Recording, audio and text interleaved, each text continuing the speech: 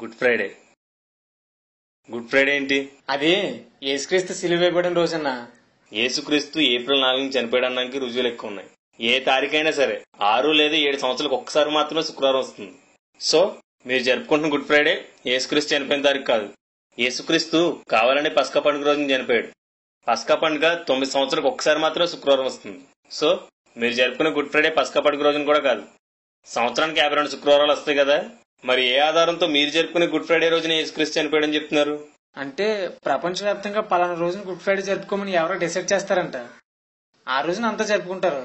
అదే ఆ డిసైడ్ చేసేది ఎవరు అని అడుగుతున్నాను. తెలీదన్నా. క్రీస్తు శకం 325లో జరిగిన నైసే కౌన్సిల్లో ఈస్టర్ కు ముందు వచ్చే శుక్రవారం రోజునే యేసుక్రీస్తు సిలువ వేయబడిన దినంగా జరుపుకోవాలని ఆర్సీఎం వారు నిర్ణయించారు. అప్పటి నుంచి ఇప్పటిదాకా వారు పెట్టిన నియమాన్ని బట్టే గుడ్ ఫ్రైడే నిర్ణయించబడుతుంది.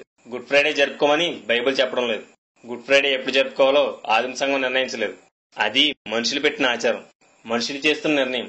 దేవుని వాక్యాన్ని విడిచి మనుషుల పారంపర్యాచారాలు చొప్పున నడిచేవారు నశించుదురని బైబిల్ చెప్తుంది. మరి మీరు చేస్తున్నదేంటి? Run for Jesus. ఎవరు పెట్టారు దీన్ని? మనుషులా దేవుడా? మనుషులు. ఎందుకలా పరిగెడుతున్నారు? అదే క్రీస్తు పునరుద్ధానాన్ని ప్రకటించడానికన్నా. పునరుద్ధానాన్ని ప్రకటించడానిక? అమ్మాయిలు జీన్లు టీషర్ట్లు వేసుకుని వీధుల్లో పరిగెడతా ప్రకటించాల పునరుద్ధానాన్ని? అమ్మాయిలు అబ్బాయిలు కలిసి రోడ్ల మీద డాన్సులు వేస్తూ ప్రకటించాల పునరుద్ధానాన్ని? బైకుల మీద తిరుగుతూ కేకలు విజిల్స్ వేసుకుంటూ ప్రకటించాల పునరుద్ధానాన్ని?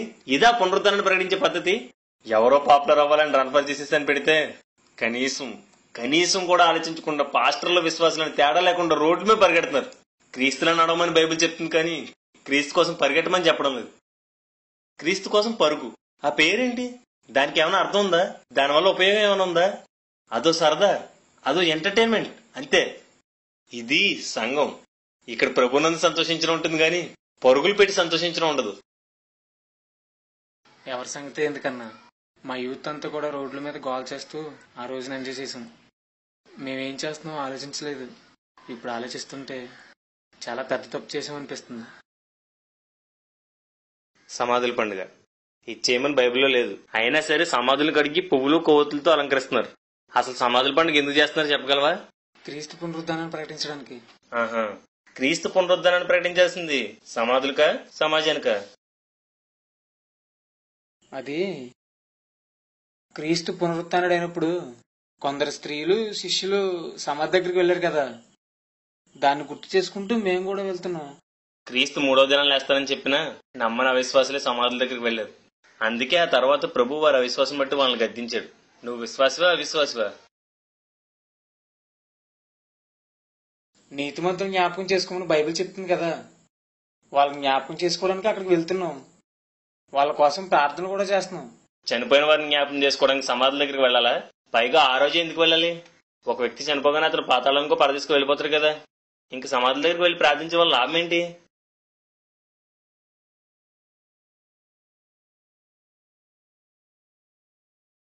మనుషులు కల్పించుకున్న ప్రతి పద్ధతి వెనకాల కారణాలు ఉంటాయి, సంజయశీలు ఉంటాయి. కానీ అవన్నీ దేవునికి అవసరం లేదు. ఆయన చెప్పింది చేయాలి, చెప్పిందే చేయాలి.